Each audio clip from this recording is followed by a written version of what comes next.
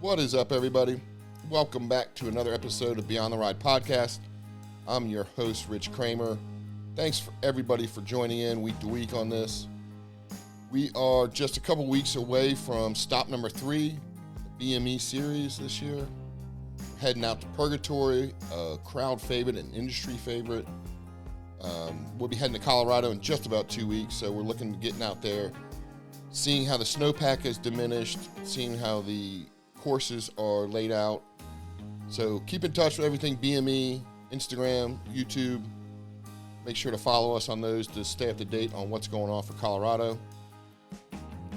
This week's episode was great. I'm so privileged and thankful to sit down with Stefanie MeDaniel. Steph came in second at Sunrise, a close race with Bella. And anyway, had a great time sitting down with her. Steph's from the Phoenix area, so we chat a lot about Sunrise, a lot about the success of that race. We chat about her running her own small business. We chat about women's clinics. We chat about bike setup. We chatted about course conditions.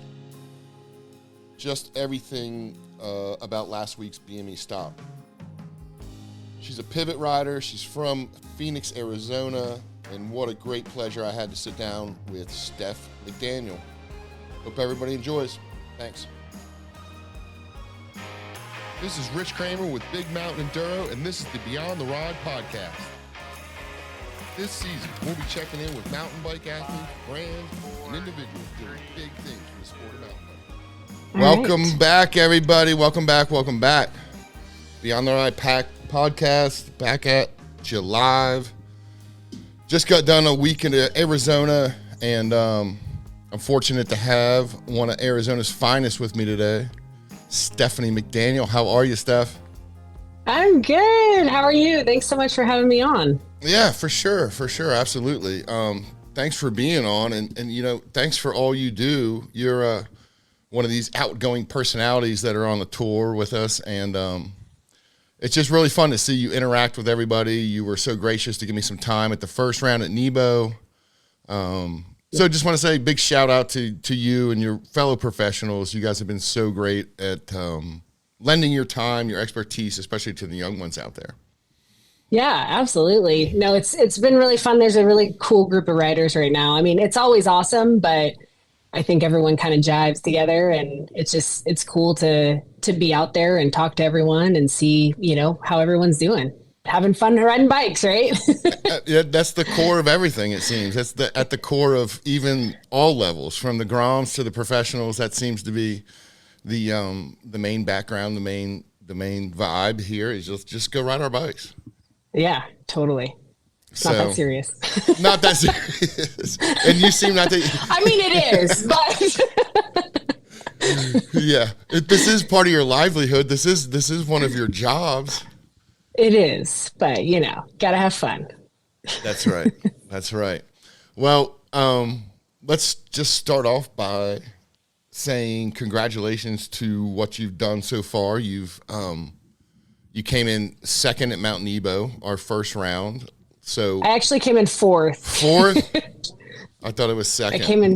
I came in fourth after like being literally the last after my tire incident.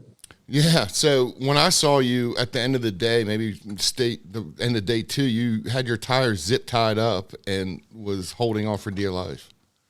Yes. Yeah. I won stage 1 and 2 and then dropped into stage 3, hit the same rock that I think everyone hit.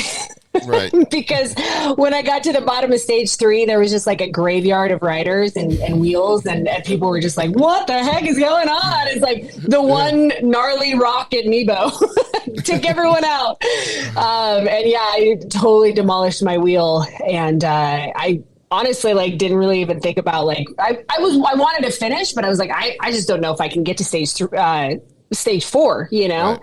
And I had one more stage of the day, and Austin actually was like, what are you doing? Like, let's go. Come on, chop. Yeah. And I'm like, oh, crap, let's do this.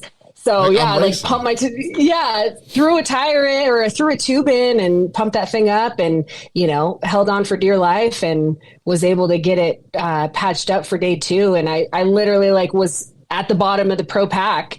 And I was just like, well, I certainly have nothing to lose now. So let's just go for it, and got a couple more stage wins. And ended up fourth. I didn't even think I was going to make a podium, and I did. And I was like, all right, let's do this. Let's do this. I'm back. I know. Yeah. So 45 PSI was pretty fun. Just made all the rocks that much more softer, I'm sure. Right. Yeah, very great. So, 2 zip ties and 45 PSI held me on through that race, though. Well, it was cool to see you out there charging it. You know, a lot of people have been talking about you coming back this year. A lot of people were talking about you're back on the pro circuit. You did take a little time off. Is that correct? Yeah. So in 20, let's see, I'm trying to think. I feel like the last 3 years have kind of been a blur. Yeah. So 2021, broke my collarbone. Got a nice plate in there. Was that at Arizona? That was in Arizona. And it's like, I feel like these type of injuries, like, they never happen when you're doing anything cool. Sure. It's like on the most like mundane trail. I mean, I was definitely going fast, but just completely like everything I do, like I do not do anything half-ass. So I just like cracked the hell out of my collarbone. And it's one of those things where I hadn't broken a bone before, and like immediately knew like, oh, I broke my collarbone. Yeah. like you just know. Time to go. And so got a plate in, and unfortunately, again, because I did it so well, they had to, the way they put the plate in, they actually had to cut my pec and my trap muscle. Wow. So I had a lot longer recovery. Like everyone's like, oh yeah, 4 weeks and you'll be back at it. And it was like almost 20 weeks before I felt like any semblance of like being able to ride. So I got my road and gravel bike on during that time, which was great. But, obviously like I jumped back into to BME and like hadn't been riding and just was not doing so great. And then last year, still like kind of was struggling with the injury and feeling better. And then I actually have like hypothyroidism. So I got diagnosed with that, and I was basically just like bonking I had zero energy, like couldn't go out on my ride. So of course then it's like this like snowball effect where you're not prepared for the race. Right. So went into, to the season and DNF both races that I went to, and, it was kind of like a down, like the low of low, right? Like just kind of like, okay, well, is this it? Like, is this all I got? And kind of like just kind of regrouped in my mind and was like, all right, well, I love training. Like the process for me is where it's at, like obviously like, it's cool to win. It's cool to do good, but I'm a trainer. Like I love to train. That's my thing. Like if I have that process down, and I do it really well, like I show up for race day and like let the cars fall, So I'm like, what am I doing? Like, I love doing this. I love riding, and just kind of had a huge like mental change, and now I'm back. So I feel really super strong. So you look really strong. I mean, 2 podium wins, 2 races, still kind of put you in the hunt for the season. You were definitely on people's mind and spirits this last week. We just got finished up round 2 at Arizona, and you were definitely kind of on everybody's minds and spirits that week, talking about you. Stef's back. Did you see what she's doing? Stef's coming to Arizona. It had to feel good for you to kind of show up at Arizona, kind of a little bit of a hometown favorite, maybe.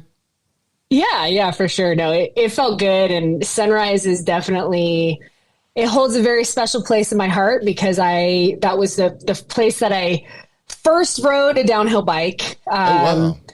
And I have a funny story about that. I actually crashed literally like 50 feet into the first run. Got a concussion, which is not a laughing matter, but it was like, at that point in time, I was riding motorcycles, and I'm like, where's the throttle on this thing? And no throttle. So went OTB, kind of ended my day there, but obviously came back and loved riding there. And that was where I raced my very first enduro. and really kind of like fell in love with the sport. So it was really special to go back there and race, you know, a big race there and just have fun on the trails. Like I love that place. It's super special to me. So it was fun.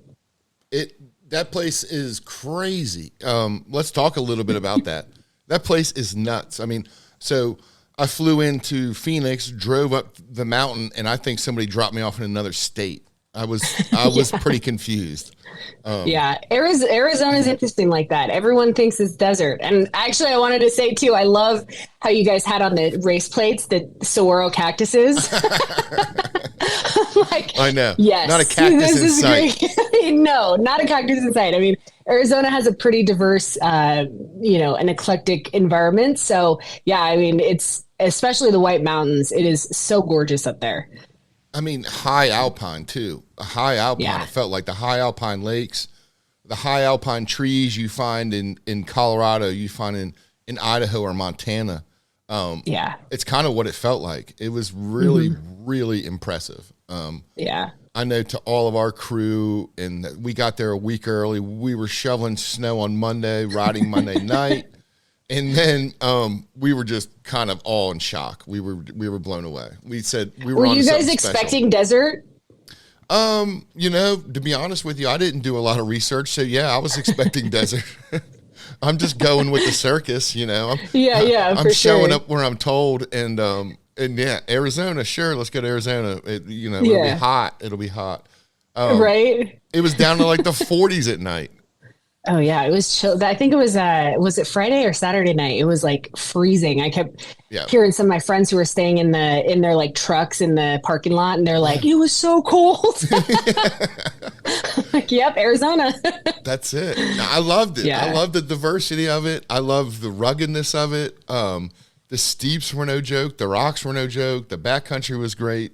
It just had a lot to offer, and so I was blown away by it. BME really needed this. We needed this kind of feel good event. We needed to show that that we're still out here putting down the good gnarly stuff. And I think people are going to be a little upset they missed it.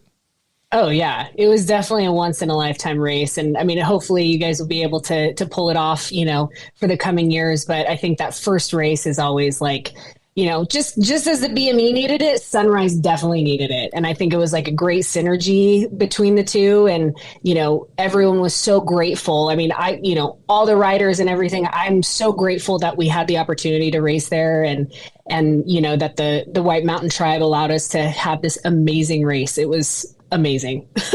I loved it. I mean, everything from like the opening ceremony they did for us, we were hooked up immediately with, all the mountain operations people we needed, all the materials we needed, and just kind of said, here's your mountain, put on a race. And we showed up just so pumped for that. And big shout out to that place. If people don't know about it, they do now. Like, that's on the map. Yeah, absolutely. Definitely. Yeah. And I hope that, people can come out and experience it, because it's a special place. And, obviously the more traction, more people come out, like the more trails will get built, and that's what the mountain needs. And I mean, as you know, like there is so much terrain there. There's so much potential to be one of the best bike parks, at least in the Southwest. And so I really hope, just being involved with them for some time and seeing how everything's gone down.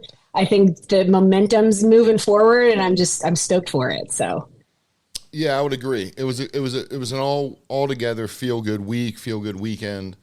It was impressive, but I have to bring up a sore subject. And this subject contains 0.9 seconds. Oh yeah. About that. So it's not really a sore subject. I mean, would I have liked to stand on the top box? Absolutely. Yeah. But I think that, having that battle with Bella was really, really cool. Bella and I have some history. Actually, like it's funny. The first enduro race that I raced at Sunrise, her mom beat me. No way. Yeah. Her mom is a badass. I mean, her whole family's so cool. And, I'm super proud of her. Again, like, yes, would I have loved to have won it? Absolutely. And I was this freaking close. Those seconds didn't even get, like, we should have had a tie. All right. A tie. Anything under a second's a tie. Maybe that's it. Oh my gosh. But yeah, it definitely, I don't know. I think I race good. You always think about those mistakes, right? That crash I had in stage 2, like that's the time, and you could drive yourself crazy, and I think I did a really good job just being present and finding flow and like riding the best that I could. And, it wasn't enough that day. So, I'm I'm taking it as a win myself. Like, I'm just proud of myself, and, I'm proud of Bella, and that's just the way the cookie crumbles sometimes. I mean, that is racing. And I don't think, I've said this before, but I don't think a lot of people who aren't really kind of in the sport of enduro understand how close racing is over 2 days. This isn't one run. I mean, you guys came down to 0.9 seconds between first and second after 2 days of racing. Yeah. And so the funny thing too, it actually, before he dropped into, I think it was stage 6. So the second to last stage of the last day, all the ladies were up there, and there was a bit of a, like, I'm not sure if there was someone that crashed or something, but they weren't letting people down for a little bit. And so we're all chatting there, and I definitely, my thought, and whether right or wrong, is like, I try not to look at the results. Obviously I hear things and people will say stuff, but to me, like, in the past, I've let that get to my head, right? Because it's like, I'm going to ride the way I'm going to ride, right? And like, I only have so much speed, and obviously, like, if I'm this close, I might push myself and crash, And so I gotta hold it together. And so I really don't like to look at the results, but Bella had kind of tapped me on the shoulder, and she's like, did you see? So in the previous stage, we had literally tied. We had a tie, and on that stage, and Portia was laughing because she's like, this must be a Stef thing, because we tied on one of the stages at Nebo, right? And she's like, that is so insane. And it really is, like, just the caliber of riding is so awesome. And it's so crazy to see, like, really everyone at that level is so damn good, and it's like, it just really, like, it could be anyone's day. And that is really cool to be riding at that level. I agree. It could be anyone's day, and it could come down to less than a second. It is that crazy. It's that crazy. I mean, it's unbelievable. And especially that you guys tied on a stage like that, down to the hundredths of a second. Yeah. That is next wild. The group of pros you ride with is just so cool. You guys seem like you know each other for a long time, whether you have or have not. You guys just get out there, and it just seems like a fantastic group ride that you all are having. Totally. Yeah. I think that's what I love about enduro. It's just having a good time and going fast on the trails, and, riding with friends and catching up. And the group of gals, most of them I've known for some time, ever since I started racing, but some of them are new. But even the new people, everyone just, it's just a good day. Like, again, just have fun, find the fun, it's what it's all about. And it seems like maybe if you're having fun, you ride better, you ride more loose, you ride a little, but you still know you're racing. You still know you're in a race. And then you guys get up to the start line, and it's kind of, everyone kind of has their different process at a start line. I did notice that about you. You do not like to look at times. I did notice that about you at Nebo. I think I picked that up on. But everybody's kind of just in the groove, having a day, having a ride. Yeah. It's fun. I think it's cool. And like, just looking at the times for me, I think for me, it comes down to what I can control. Right. And it's like, I can't control that this person may be going faster or slower than me. Right. And like, it's really like, at the end of the day, your attitude and effort is all that you can control, especially during racing. And so like, if I look at the times, like just because I see the time doesn't mean I'm going to put more effort in. And if I do, it's usually I'm like way over the top riding and I end up crashing. That's just what been my experience. So it's like, hey, you know what? Like some of the funnest races that I've had have been where like results aren't live. Right. And again, don't get me wrong. Like I love that there are live results because my dad is like friggin' right there, spreadsheeting it out, you know, the whole time. I'm like, all right. So I think it's great that they have that, but you know, like it's fun when it's like, it's no one knows, right? Like no one knows till the end. And it's like, hey, you better have rode the way you're going to ride, like ride your race. And like, that's it, right? That's what it all comes down to. Yep. That's it. My little girl was in mountain bike camp, all week, 8 years old. Took her little first mountain bike camp, and today they had a race. It was kind of an end of the week race, and we went into it this morning. I was taking her there, and she was like, "Man, I'm nervous, Dad. I'm nervous. I don't race." And I just explained to her that sometimes it's not about racing, rather than just having a good, clean ride. And then so she ended up taking like 5th out of 9. I know, and she was so pumped. She was like, "Dad, I didn't come in last." And I didn't crash. So that's awesome. I know. So it was really cool just to kind of teach these things to them, that it's not, you know, it's kind of about internal competition at sometimes. Set your internal goals, achieve those, and then maybe you're on top of the podium. You never know. Yeah. Yeah, absolutely. I think that's so cool. It's really neat to see all the young kids, and the sport is, I mean, it's already changing, but like, I can't even imagine what it's going to be like in, 5-10 years. Like just the caliber of riding is just really being pushed, which is cool. I know you guys need to slow down a little bit. You're making the rest of the world look bad. It's too fast. I'm all right with that. It's just too fast. You're riding too fast. Stop. It was funny. My dad hadn't seen me race for a while. And he never, like, he hadn't really been able to see me. You know, it's kind of hard sometimes at enduros. Like, it's great. Sunrise had some awesome spots where you could see people. Yeah. And it's like that a lot at bike parks. But he was like, I asked him, I was like, so what did you think? You know, and he's like, man, you're moving. He's like, I'm surprised. I was surprised how fast you were going. Yeah, you are that fast. I love it. Yeah, Dad. I told you, Dad. Told you I can ride a bike. He knew it, but like, it's just, I don't know. It was just funny.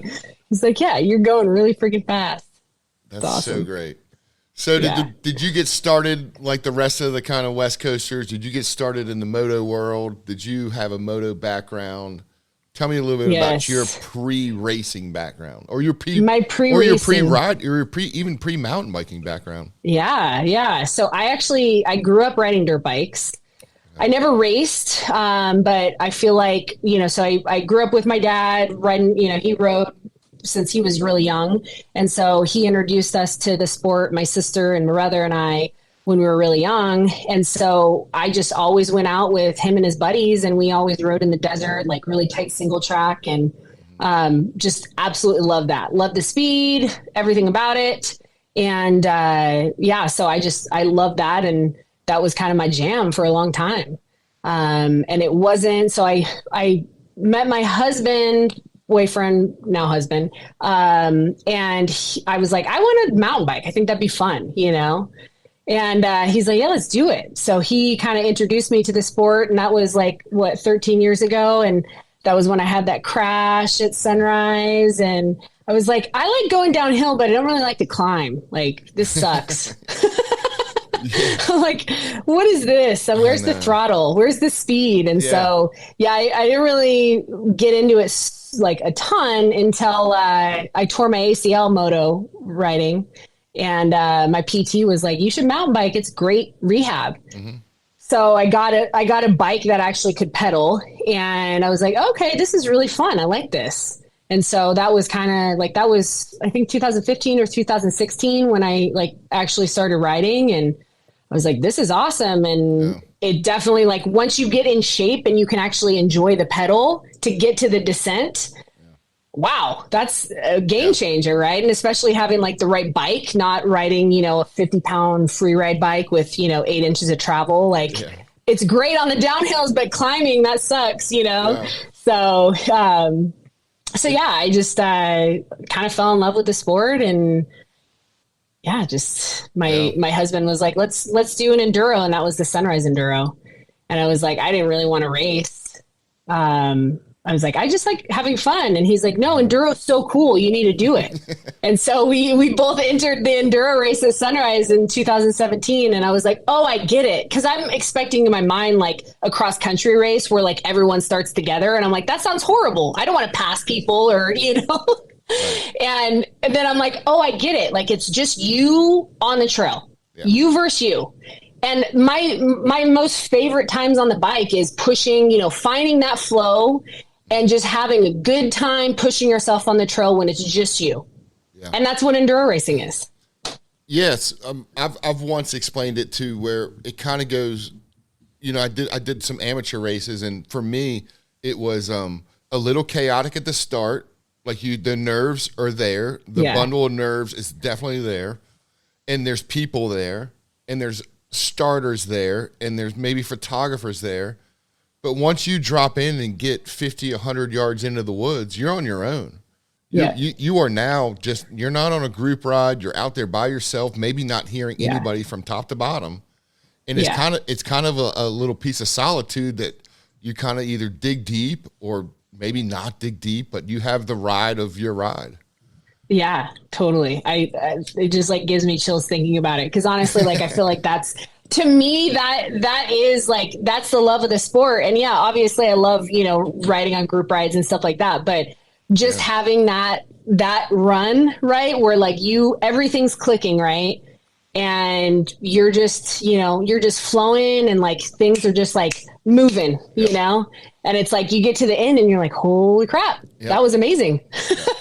It's an adrenaline rush. It's a pump. Right. It's like you catching what do they say? You're like chasing the dragon, right? They say that in a lot of things, Steph. They say that in a lot of things. We can relate that to mountain bikes. Yes, We'll relate that to mountain bikes for today. Yes. So what happened? So your husband, is he a mountain biker? He is a mountain biker. Yeah. All right. Yeah. So he had the gear, and he says in 2014, he says, it's time for you to get on a bike. And he has a bike for you. Did you guys build a bike? Did you buy a bike? So at first we rent when we went to Sunrise, we rented one. And so that was just a rental. But yeah, we had built up a bike, like, oh yeah, it'd be cool, to actually have my own bike. And so built one up, and it was, too small, too cush, like all the things, right? Like I just had every excuse in the world not to ride it. Yeah. And I think it's like so many, especially women, have that same experience. I feel like, it's like you go into the sport, right? And like the husband or the boyfriend or whatever, right? Your partner's like, this is going to be so awesome.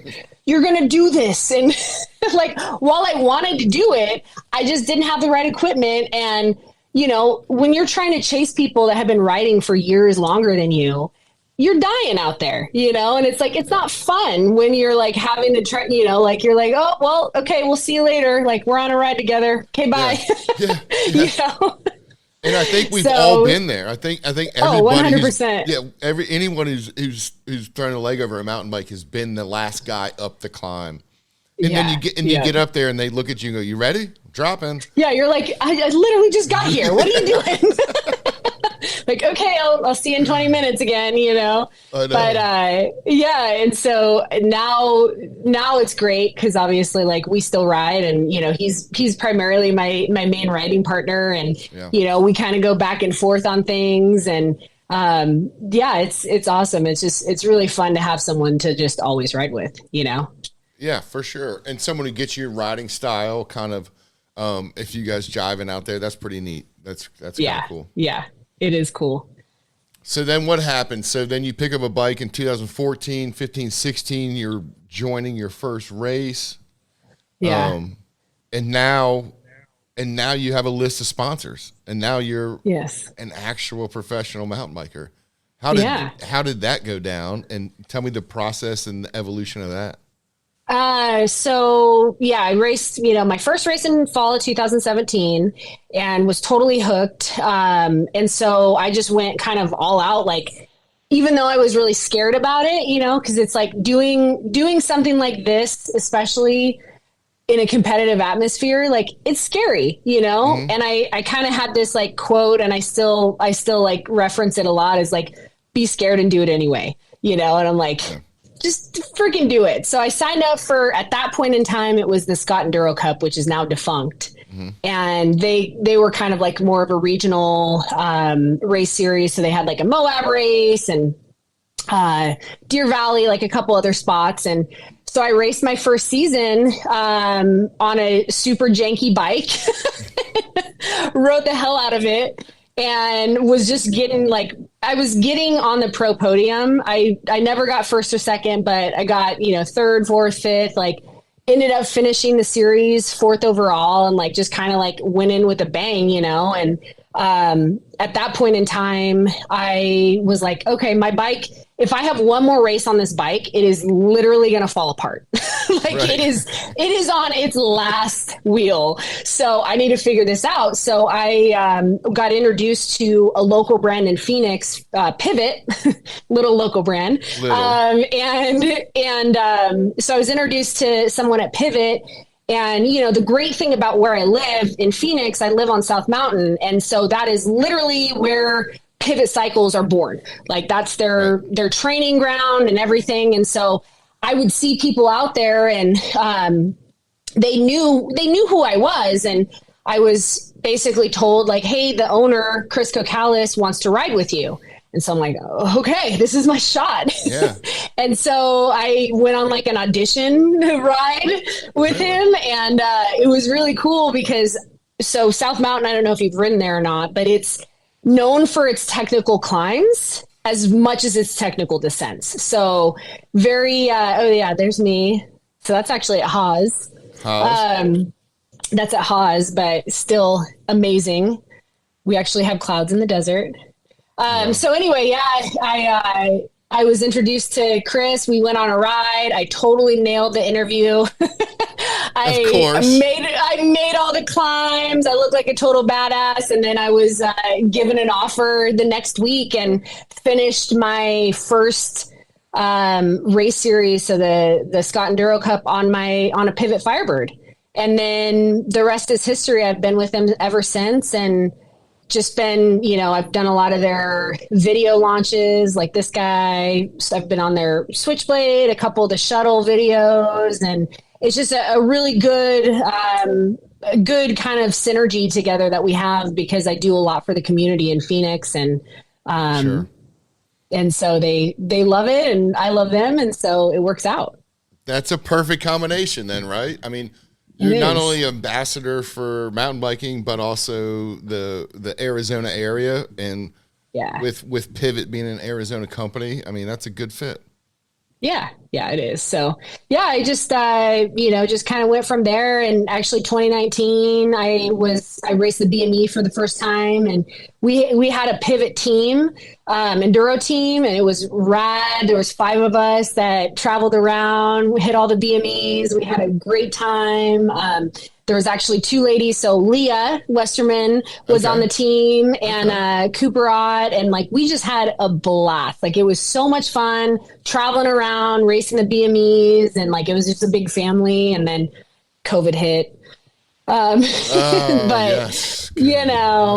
but yeah, I mean, it's been so fun. I mean, I really, even though I've had some ups and downs, like just overall, like I'm just so thankful for the opportunity to race and have fun on bikes. Like it's honestly a dream. It's gotta be a dream. And then also, like, everybody keeps saying this when your name would come up at Arizona, do you know she works another job too, right? You know she works a full-time job. Like, this, don't you? Like, she's just not a You're badass. like, why would I know this? I don't know. I don't know this. Yeah, but yeah, right. Yeah. Well, I think some of us do work full-time jobs, but some of us do not. But right. It was always brought up how I guess people just love reading off your accolades. They're impressed by how much you handle, how much you take on, I guess. But you also run a family business out of Phoenix, is that right? Yeah. I run my family's electrical contracting company. So that's my full-time job. And it's fun. I mean, it definitely allows me flexibility, obviously, working for yourself, but put in a lot of time and hours here and then, just get training. And I love coaching. I do a lot of mountain bike coaching as well. So yeah, I definitely have my hands in a lot of different things, but honestly, I wouldn't have it any other way. Yeah, I agree. I'm kind of in the same boat, working for a family business, working for yourself it's nice. And it does fulfill those boxes and then let you check another couple off along the way. Yeah, absolutely. So it's fun. Yeah. Well, good. And then you just mentioned you do a lot for clinics and stuff. I know you may be going back up to Sunrise soon, or maybe you've been back there already, but Yeah. So actually last year I hosted a women's Lady Shred Day at Sunrise, and it was the first ever mountain bike clinic at Sunrise, which was really cool. And we had 30 ladies come out and experience Sunrise for the first time. And we did some, suspension setup and mechanic stuff. And then we, hit the trails and taught all the ladies, how to maneuver in certain areas and things like that. And that's, to me, like, I just love introducing everyone, but especially women. Like, I just have this, obviously, like, being a woman, it helps a lot too, but I just having a connection, like knowing the struggles and internal dialogue that women deal with a lot of times, and like really trying to inspire confidence in them and help them understand that they can really put anything they set their mind to. They just got to work for it. And so showing them how to do it. Well, first of all, personally, I say thank you. I'm raising 2 girls, and I can't thank you enough. And all the females that I run into, they're just powerhouses in this world right now. We need more of them. We need more people like you. We need more people getting everyone involved. But it is nice to see the support that you are giving the ladies and some of the female riders out there to say, you can do this too. It's fun. It's fine. Yeah. You got this. Not a big deal. Yeah, absolutely. Yeah, it's really cool. And so what I run is called Sladies, and it was born in 2020, where I just had obviously some extra time, and I'm like, hey, I see the surge of women in the sport, and that's awesome. But I also see some really scary things happening on the trail, right? And people getting injured and, broken bones and all that stuff, which obviously, like, again, happens to everyone. But if you can at least give them the right tools and information, and, build their confidence by showing them what to do and, stacking their deck of wins, it's a win-win for everyone, right? And so I started this series, and it's been a great success. And with that, I've coached. I've had an enduro team the last couple of years, where, again, just like bringing women that have never raced before and race our local Arizona Enduro series.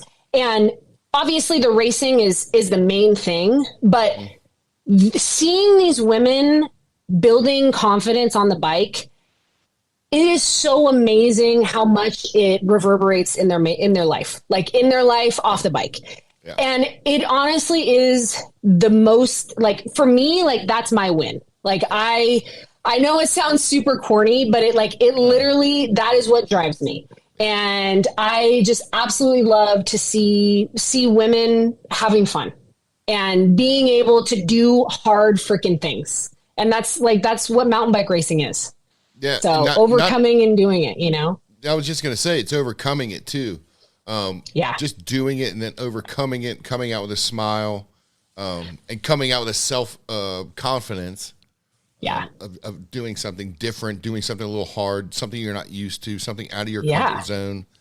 Absolutely. It's a beautiful thing. And it's really cool to be able to help women with that, because I feel like in our world, there's not a lot of hard things, or people aren't pushing themselves to do hard things. Like, that's, it's like it's just easy to be like, I'm just going to chill on the couch, or I'm just going to, not take this, this hard thing or do that or whatever. And so just being able to introduce people to something that, is so valuable for just getting grit, like being gritty, being a good gritty person, like I think is just amazing. So I love it. Digging deep and overcoming, it's good for all of us. It's good for all of us. It is. When I've only done, I think 2 BMEs, and they're kind of, as an amateur racer, they're a little out of my league. And I did some a couple years ago, and my philosophy was just finish this. Get off the couch, do something bigger than me, do something that's bigger than what I'm dealing with right now. Mm-hmm. Hit a wall, maybe. Hit a wall. Find the wall. See if you can get through it, and really push through it. And that was the biggest thing for me with enduro racing, was just, I wanted to push myself to the wall and then see what I'm made of. Can you finish it? Because in an enduro race, just like your mechanicals at Nebo, they're going to happen. You're going to hit obstacles on every enduro race. Mm-hmm. Not many people get through it completely clean. There's always going to be something to come up against, whether it's other riders, your mechanical stuff that goes on, or even maybe your fitness for the day. Yep. Absolutely. Super. Which races did you do? I did the Big Sky 2020. That was kind of like my Boston Marathon. That was kind of like that was my do something bigger than yourself. And that year I picked one BME. I came across BME, and I just was very intimidated, very scared by it. And then I signed up like at midnight on January 1st, whatever it was. Oh my gosh. And then the race wasn't until like August, I guess it was. Yeah. So I was just a pile of nerves for like 7-8 months going, what did I really sign up for? Do I know what I'm getting into? And then, I got out there and I was with my group of amateurs who were kind of all in the same boat. So just as you guys pal around as pros, the amateurs do the same thing, and they challenge each other, and they push each other, and they root each other on. And it was just like one of the biggest experiences I've had in my life, probably. It was that deep for me. That's so cool. Yeah. Yeah. It was that powerful. And just to overcome the obstacles of the environment. That year, Big Sky was close to 100 degrees. It was hot. It was so hot. There was a fire a ways away.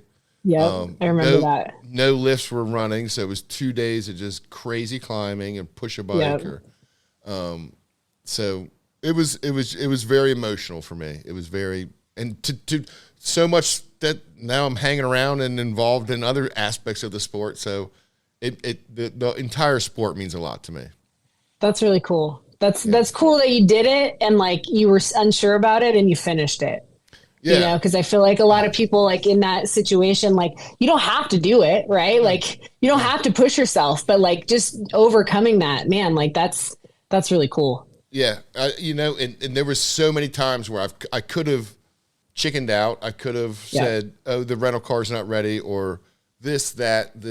And that even, and those feelings even came up, after I drove myself all the way to Big Sky. And those feelings still came up like night before the race. How can I get out of this thing? Yeah. Exactly. Like, oh, do I have a stomach flu right now? Oh, yes. Am I feeling bad? Am I feeling a little sniffle? Or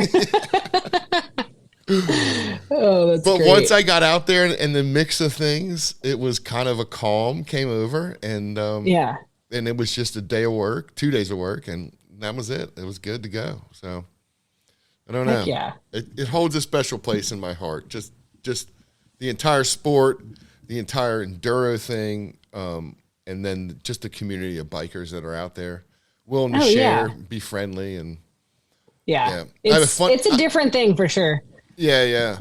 And I have a funny like Cody Kelly story from that day too. I told him I was going to say this when I talked to him, but that dude was so cool because I knew who some of the pros were just from following the sport and stuff. And then, like on our third climb back up the mountain at day one, he was kind of just doing Cody, does what he does. Now I know he does what he does, kind of falls back, does his own race. Yeah. And a group of amateurs and myself kind of came past him, pushing up, and he was just chilling on the side, having an apple or something. And I was like, well, that's a good place to stop. We'll just stop here, get some shade real quick, and then move on. And a couple people in my group kind of geeked out over who he was real quick. and I kind of didn't still know who he was. But what I take away from that moment was he was concerned about our race. Like, he asked us about our race. How's our day going? You know, how was the trail for you? So that was kind of my first exposure to the pros of this league or event or whatever we got going on here. But it really opened awesome. my eyes. Yeah, it was cool. I love to see that. I definitely, I feel like there's, you know, obviously that's one example of many that I see out there. And I also try to emulate that as well, you know, cause it's like, yeah, obviously how I'm doing, that's fine, you know, but like, it's like, it's bigger than me, right? It's like, everyone has their thing going on, and like, you know, doing this as a profession and having all these races, like it might be, you know, running into someone like you that this is their first one and they're like, they don't even know if they were going to even start today. And it's like, just being able to give them, you know, words of encouragement. Like, that's what is so awesome about this sport. Yeah. It's really cool. It is impressive. And I'll always hold that story, you know, close to my heart. That's cool. And yeah, it was pretty cool. And to what you say, and now being involved a little bit on the BME side and the business side of things, and setting up these events and watching the events go on, you know, I see story after story after story like that, from the young Groms to the old amateurs to everybody who goes, you know, I just got to race the same course as Stef McDaniel. You know that? I just got to ride the whole – and I came back, and I was only 7 seconds behind her. Or whatever the story is, you know, everyone's out there for a very similar reason. And that's another thing that's cool about Enduro that I keep repeating as well, and that blew my mind, was there's no amateur course. There's no Grom course. There's no U21 course. There's no Masters course. And there's no pro course. It's just a gnarly mountain that we're all trying to navigate at different speeds and different reasons, but it's an interesting thing. Yeah, I love it. Are you signed up for the rest of the BMEs then? Will we see you charge the rest of the season?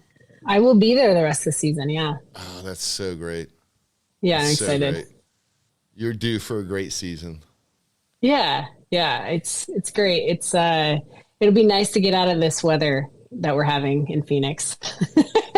Too hot already? Yeah, it's too hot already. I'm like looking outside. How long have you been in Phoenix?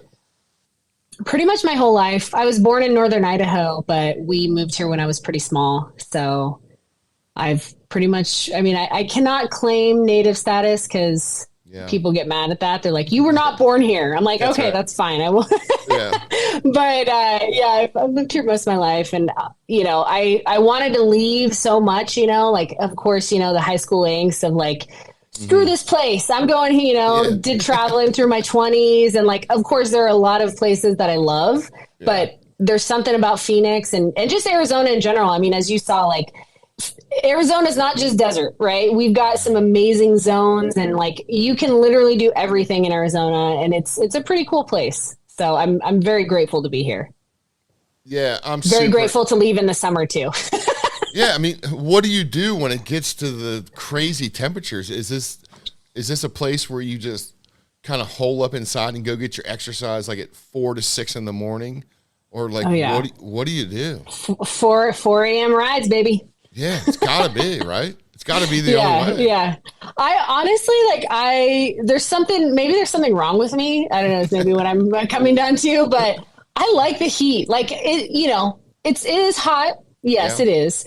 But there's something about empty trails that just really make me happy. That's why you're there. That's why you're there. like even, you know, super early in the morning. And actually, so I rode with Rob Drew this morning, and we got out pretty early, and there's hardly anyone on the trail. Mm-hmm. You just smash it, you know, like have a good time. And I don't know, I like it. There's something wrong with me, I think. I don't know. Maybe the sun's gotten to you, but whatever it is, it's working. Just stay where you're at. Yeah, it's good stuff. How was your ride with Rob this morning? It was fun. We had a lot of ambition, and we hadn't seen each other since sunrise. And every time I ride with Rob, we're just just gabbing the whole time. So we talked a little too long, and the ride that we had originally planned got cut a little short, but we still got a good ride in. So it was fun. Nice. I spoke with him 2 days ago and just put out a podcast with him today. Yeah, he mentioned that. I'm excited to hear it. Yeah, it was good. He was such a pleasure to talk to. He was great. He's a cool cat for sure. Yeah. So he was trying to describe to me some of your mountains around there, like South Mountain, National Trail. How great is it having those kind of things in your backyard? It's amazing. So yeah, basically starting on those trails, they're very technical. They're rough trails. And so for me, like riding those trails, it's just kind of second nature to me. And it's funny just hearing people that go there for the first time. They're like, it's so janky and it's so rocky and rough. And I'm like, yeah, that's, you got to find the flow. So when I go ride places that have flow, that's not rocky, it's like a dream. I'm like, oh, cool. I don't have to actually work for it. I'm used to just working for it. So yeah, this was my first video with Aaron Chase rolling down National. So this is one of your local trails here then? Yep. So this is National Trail, and just a fun, you can see like lots of rocks and cool little alt lines and all the things. So, we've got, a couple hikers around there. Just run those people over. No, just kidding. Don't do that. Do not. Do not run the hikers over. Be very polite to the hikers. That's right. That's right. Do not feed the hikers, but just say hi to them. So yeah, this is National, and it's actually like, this was after a really awesome spring. So it's a lot greener than it is now. Right now it's a little brown and crispy, but this was a couple years ago, and this looks great. I mean, to have this in your backyard, you've got to be just so stoked on that. Oh yeah. I mean, there's definitely no way that I'd be the rider I am today without having these trails in my backyard. I mean, literally I ride out of my house and I'm on the trail, within a minute. So, cutting out the ride time and everything like that, it's definitely like, I don't have to get in my car to drive. I can just get out on the trail and do some work. Mm-hmm. So do you actually do you just ride from your house then? Yeah. Yep. No yeah. way. I'm literally like a minute from trail, just right down the street. And so it's a pretty cool place. Yeah. It looks amazing. And Rob was telling me all about it. He's like, you got to come. It looks great. And I'm kind of bummed now looking at it that I didn't spend another day in Phoenix and maybe check that out. Yeah. I mean, I will say, it is hot right now, so it's not the best time to come, but come this fall and we'll show you around. Yeah, definitely. We've got lots of goodies, lots of fun trails. Lots of hidden gems. There's a lot of hidden gems. There's a lot of time in the winter. We get a lot of like world-class riders that come and ride our mountain, and so it's really cool to see that. We had like the whole Rocky Mountain team come out in January, and they were out all charging our trails. And so, you see their videos on Instagram of them riding, the stuff you ride, and you're like, heck yeah, that's awesome. So is it kind of like spring training for baseball then? I mean, I know a lot of spring training comes to Phoenix to get out of the heat. So sounds like you got the same thing going on pre-mountain bike season. Definitely. Yep. So we've got South Mountain, which a lot of people come to, and then that other area, Hawes, is a hot spot. There's a lot of new trails being built there, and it's in Mesa, which is about 25-30 minutes east of South Mountain. Okay. And really cool zone. Lots of cool stuff happening there. Nice. And then, are you on the Pivot e-bike here? Are you on the Pivot? I am. Shuttle? Yeah. This is the version 1 shuttle. So this was the very first one that came out, and Yeah, I don't know if you've ridden any e-bikes, but man, they're fun. Well, I heard good things about the Pivot e-bike. I heard it's the one that kind of heads downhill quickly. Oh yeah. Yeah, so the new version which just came out last year, the Pivot LT, the long travel, is basically it is the Firebird, so that's the bike I was racing last weekend. It is the e-bike equivalent of the Firebird. So that thing I will take it down anything. It just charges. That's so cool. No, haven't Yeah. gotten the e-bike yet. I've ridden a couple, but I don't think I've ridden a long travel one yet. But they look good. They're fun. I do this thing called Power Hour. I try to do it every week where I go and see how many laps I can get down whatever trail on South Mountain. And like we've got a couple descents off the north side, one called Devastator. And I'll just try to get like 4 or 5 runs down that in an hour.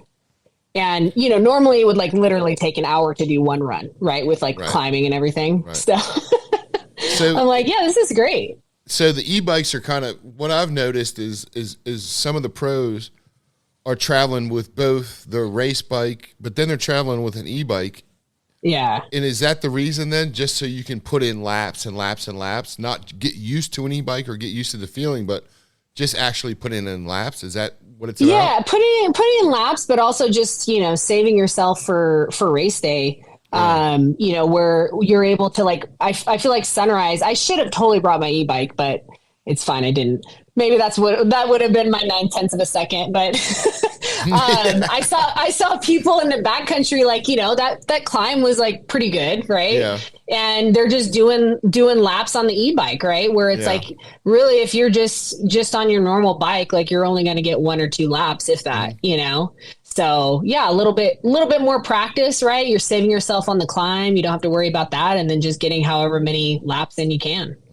So I think there's a tool for it. Yeah, it does seem like a tool for a lot of riders, kind of like as a scouting tool. Like you get there early maybe and just get out and explore without wasting yourself before practice day or race day. Yep, totally. Yeah, it's impressive. Kara Lynn took me for a ride, and she used an e-bike, and I'll call her out right now. She should not have used the e-bike because I didn't have one. Oh, that's mean. I know. Does she not like you? I don't know. She it was at Nebo, and the night before she goes, let's go take a ride in the morning. I said, yeah, that's fine. Let's go do it. And I showed up, and she's charging an e-bike ready to go. And, that's funny. I know. So I'm calling her out. She should have gave you like a tow rope or something. Listen, she did have a tow rope, and then dang. And then but the tow rope was unbungeed. It was so stretched out that it didn't work. And if you look at her Instagram, it got all wrapped up in my front tire. Oh no! Shoot! Yeah, it was. That sounds not good. I know, Kara. If you're listening, not a pro move, Kara. Yeah, if you're listening, we got to do it again, and no e-bike this time. Yeah, or both e-bikes. I know, but I kind of did get it. Like once she did pull out the e-bike, I was like, okay, I see how you get around the mountain, you scout things out, you get the feel for things. Yeah. Impressive, though. Yeah. We have a bunch of national forests in North Carolina that are still not happy with e-bikes. They will not. Yeah. They will not have it. It's an interesting thing. There is some, all the forests here don't allow them yet, but I don't know. I think there's a wave coming, and, again, like everything, I mean, it totally reminds me of like back in the day where there was like this, like West Side Story rivalry with like skiers and snowboarders. Yeah. Like, right. They're like, not on my mountain, and it's like, that's totally what the e-bikes and normal, I will not call them acoustic bikes, the normal bikes. Acoustic bikes. That's the thing. I don't know. Really I just sad? can't. Is that it is. sad? It's Acoustic gross. bike? I just can't do it. But it's just normal bikes or e-bikes. Yeah. Exactly. Anyway, there's a whole thing, and I'm like, you know what? Eventually, like, this is just going to be a normal thing, and it's fine. We'll all survive it, and it'll be great. I agree. And you're still going downhill, and you're still smiling. So what does it matter? Yeah. Really? Yeah. I can't imagine the argument that they tear up trails. I can't buy into that quite yet. No. So, yeah, it's interesting. We're definitely we're in a big hold in North Carolina. we've got Ride Rock Creek and Canoga and a couple other places that allow it, but more private places than the national forest. So yeah, that's cool. They allow them there. Yeah. Oh yeah, they love them. Yeah, why not? Same thing. Just get your laps in. What do you care? Yeah, I know. So earlier, a couple things I want to touch on. Earlier, you mentioned fitness. You mentioned your love for fitness, how you show up fit. You like to take on the training part of things. You sent me some notes that I was blown away by that said you competed in Olympic weightlifting as well. Yes, that was before mountain bikes. Before mountain bikes. How'd you get into mountain that? Bikes. Long story short, I found fitness. I rode moto, but I didn't do anything at all like fitness wise. I got a little chunky, like in, 16, 17, 18. Right. Yeah. And, found fitness and I absolutely fell in love with it. And it was just more like bodybuilding. Right. And I loved it. I did a fitness show. So I don't know if you've seen the people that get all bronzed up and all that. Sure. With the bikinis. So I did that, which it's funny because I loved the training, but doing the pageantry on the stage was so ridiculous. It's so dumb. It was so dumb, but I loved the training of it. Right. Yeah. So I did that. And then I was like, okay, well, I'm definitely not going to do the fitness modeling thing. That's freaking ridiculous. Right. So I just want to train. So I found this gym that was right across the street from my office that they do Olympic lifting. And I was like, cause I drive by there and I'd always see these, the garage was up just a little bit and there's weights being dropped. And I'm like, what is going on over there? This is interesting to me. So one day, went over there and they're like, oh yeah, this is called Olympic weightlifting. And, I don't know if you've seen Olympic weightlifting, but there's 2 lifts and basically it's bar from floor to overhead, right? You've got the clean and jerk and the snatch, and they're very technical lifts. They have them in the Olympics, but there also is, national competitions and local competitions and that sort of thing. And so I started doing that and absolutely fell in love with, again, the process. I loved seeing my strength gains, right? I was like, holy crap, this is amazing. And so, just did that, competed, and I loved it. I definitely did not have a good, so with Olympic weightlifting, and I'm really glad this isn't the case for mountain biking, you're in a weight class, right? That's how they classify you. And I love being a certain weight. My body's we're here and we're good. We don't like to drop weight, right? So doing the weight dropping for the competitions was that was my Achilles heel. I could not do it. So anyway, then I found mountain biking and I was like, cool, mountain biking is awesome. Mm-hmm. And stopped doing Olympic weightlifting and really stopped doing any kind of weight training, just did mountain biking for a couple years. And then when I got my first mountain bike coach, he's like, what are you doing? Why are you weight training? And I was like, oh, I thought that was you don't really do that, right? With cycling, you ride or lift, can't really do both. And he's like, oh, no. We're doing this. Right. Yeah. And so I started back up again with my Olympic weightlifting coach. And I've been training with him ever since. And honestly, it's having the weight training element mixed with mountain biking, especially the, downhill enduro. Amazing. The strength and everything on the mountain. So you're still putting these practices in today then? These workout strategies, these weightlifting strategies, you're still using those today?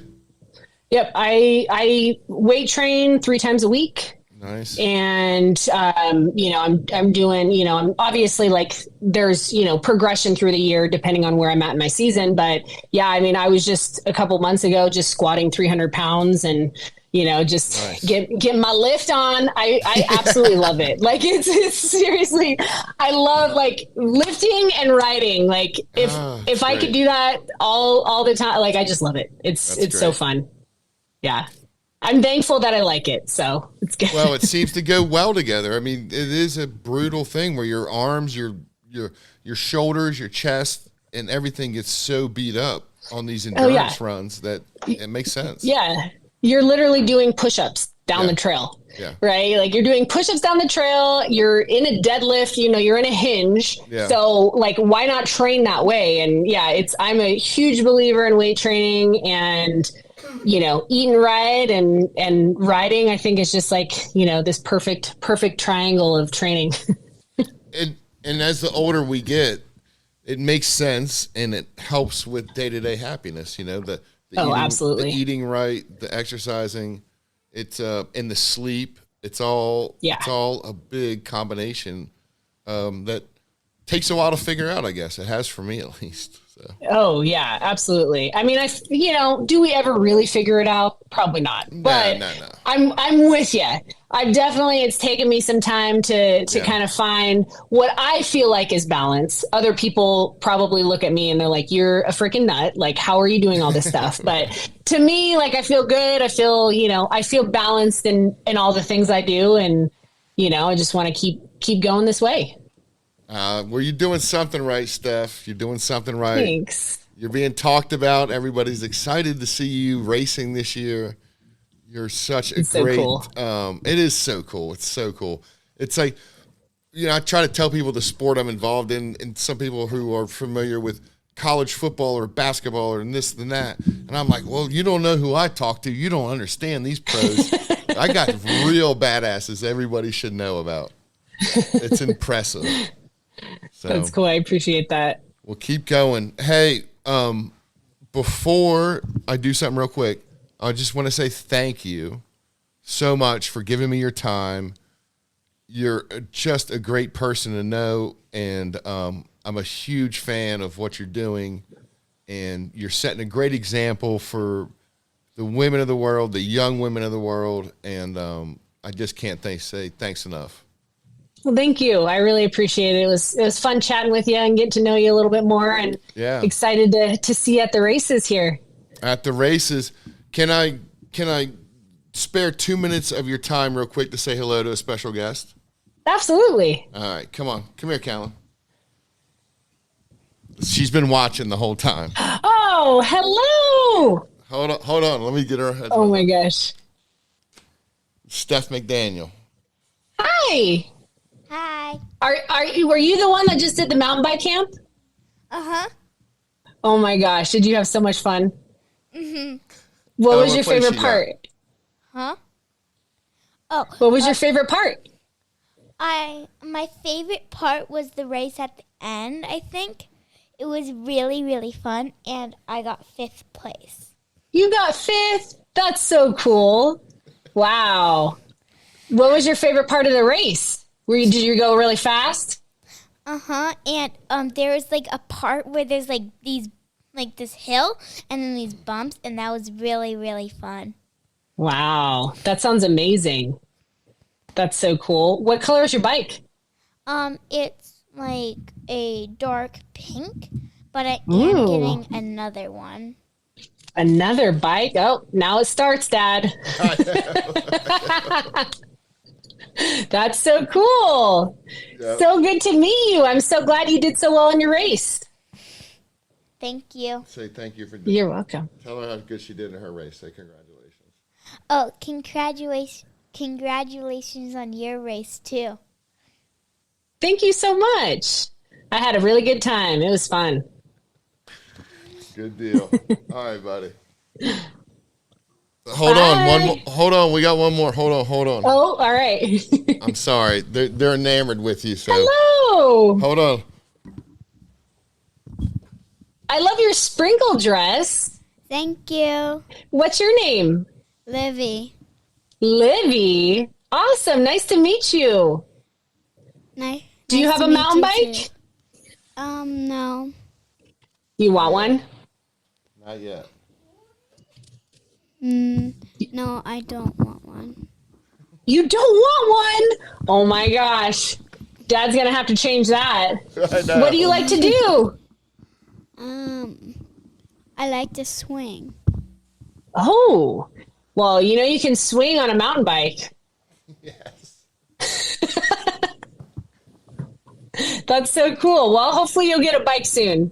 That's right. We're trying. We're working. We got lessons planned for this weekend. So. Oh, cool. Yep. So we're at it. That's awesome. I love it. Thanks for Stef. introducing me to your girls. Absolutely. I hope you get to meet them in person. They might come to Durango. Yeah. I don't know. Oh, cool. That'd be awesome. That would be really cool. Hey, buddy. Thanks so much for your time. Thank you. you. Thank you. All right, Yeah. Steph. We'll see you in Durango. Yep, I will be there. All right, buddy. Thank All you right, we'll so see ya. much. Thank you. Yeah, Bye, Steph. take care. Bye-bye. Stefanie MeDaniel, everybody. Thank you so much, Stefanie MeDaniel. What a great interview. What a great professional. We've got great people on this team and great people representing a great thing. Stefanie MeDaniel, congratulations on your progress this year. Love to see it. And we'll see everybody in Durango. Thank you so much. Goodbye, everybody.